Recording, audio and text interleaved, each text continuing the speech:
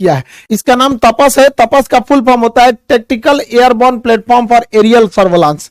तो टैक्टिकल का मतलब होता है कि बहुत ज्यादा दूरी नहीं, कम दूरी तक के लिए ये होता है। छोटे हमले को अक्सर लोग टैक्टिकल के नाम से हम लोग इसे जानते हैं। इसकी विशेषताओं के बारे में समझते हैं। ये एक्चुअल एक सर्वेलांस ड्रोन के रूप में इसे विकसित किया गया था, लेकिन अब इसे आर्मर ड्रोन के तौर पर तब्दील कर दिया गया। अमेरिका भी प्रेडिटर जो ड्रोन बनाया था वो पहले सर्वेलांस के लिए बनाया था, निगरानी के लिए। अब उसको क्या कर दिया, उसमें मिसाइल वगैरह लगा के हार्ड पॉइंट जोड़ के उसे घातक हथियारों से लैस कर दिया। आज दुनिया में सबसे ज्यादा तबाही वही मचा रहा है। तो ये जो हम लोग का तपस ड्रोन है, रुस्तम 2 का ये एडवांस वर्जन है, तो ये अब हमला करने के लिए भी तैयार रहेगा। इसे डीआरडीओ ने विकसित किया और बनाने की जिम्मेदारी एचएएल हिंदुस्तान एरोनॉटिक्स लिमिटेड को दे दिया। वो अपनी प्रोडक्शन फैसिलिटीज में इसका विकास करेगी और तेजी से इसे आगे बढ़ाएगी। इसके नंबर ऑफ मतलब आर्मी, एयरफोर्स, नेवी सबके लिए इसका प्रोडक्शन को आगे बढ़ाया गया। लगभग 76-74 के आसपास में इसका नंबर को अभी मांगा गया है, हालांकि और इसके नंबर्स को बढ़ाया जाएगा। शुरुआती परीक्षण इसका कर्नाटक में हुआ था। कर्नाटक के शुरुआत में इसका कोलार में परीक्षण हुआ। दूसरा परीक्षण जो पूरा बढ़िया से ट्रायल किया गया वो चित्रदुर्ग में। ये अक्सर क्वेश्चन पूछेगा चित्रदुर्ग कहाँ है, कर्नाटक में। हालांकि पहले भी मिसाइलों के परीक्षण के लिए हमारे पास उड़ीसा का व्हीलर द्वीप, जिसका नाम चांदी ये कलाम द्वीप हो गया, उसके ऊपर है चांदीपुर और यहाँ पोखरन। ये 4 जगह याद रखिएगा, मिसाइलों के परीक्षण के लिए यह जगह है। इसके बारे में अब समझते हैं। देखिए, इसकी लंबाई जो है वो 31 फीट है।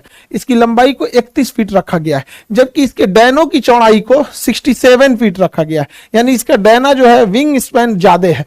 जितना ज्यादा विंग स्पैन रहेगा वो हवा में उतना ज्यादा स्टेबल रहेगा। वो कोई भी चीज स्टेबिलिटी उसकी बढ़ जाती है। इसमें टर्बोप्रॉप टाइप के इंजन लगे गए हैं, जिसके फैन बाहर होते हैं।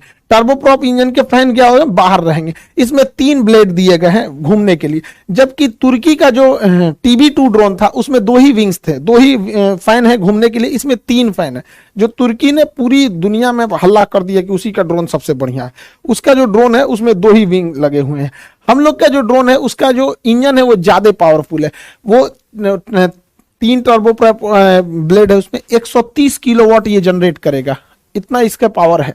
जबकि तुर्की का जो TB2 ड्रोन था वो 75 किलोवाट ही जनरेट करता था। ये तुर्की का यही ड्रोन है जो अजरबैजान की लड़ाई में पूरी तरह से तख्ता पलट कर दिया था, या ये यूक्रेन की सेना का पूरा मदद किया था, यही TB2 ड्रोन।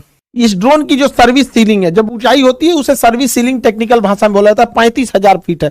35,000 फीट पे कमर्शियल जहाज उड़ते हैं। इसका मतलब ये जहाज की हाइट पे उड़ेगा, छोटे मोटे चीज नीचे से पकड़ भी नहीं पाएंगे। यहाँ पे इंडोरेंस जो है इसमें कितने देर तक उड़ सकता है, ये तो 18 घंटे की इसकी इंडोरेंस क्षमता है। रेंज जो है ये 1000 किलोमीटर तक जाकर हमला कर सकता है। यहाँ पे इसकी रफ्तार 350 किलोमीटर प्रति घंटा बताई गई है यहाँ पे। अभी इसकी रफ्तार, इंजन और स्मूथ होंगे। इसके खाली वजन, केवल मतलब जो जहाज का वजन है, इस ड्रोन जो है, इस ड्रोन का अकेले वजन 1800 केजी है, लेकिन यह ले जा सकता है 350 केजी का पेलोड। यहीं से इसकी एडवांसमेंट चालू होती है कि 350 केजी के हथियार को यह ले जा सकता है। जबकि तुर्की का जो TB2 ड्रोन था वो महज 150 केजी के ही वजन को ले जा सकता है। ज्यादातर काम आते हैं टैंक्स वगैरह को उड़ाने के लिए यहाँ पे, और हम लोगों ने टैंक को उड़ाने के लिए पहले से ही ऑलरेडी मिसाइल डेवलप कर लिया है, हेलिना मिसाइल।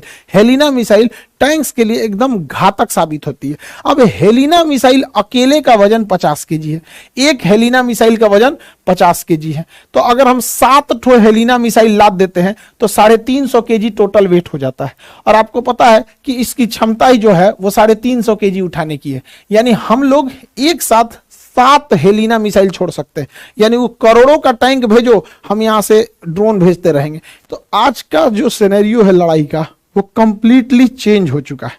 तो तपस ड्रोन अब सर्विलांस नहीं रह गया, बल्कि अब यह हमला करने के लिए तैयार हो गया है।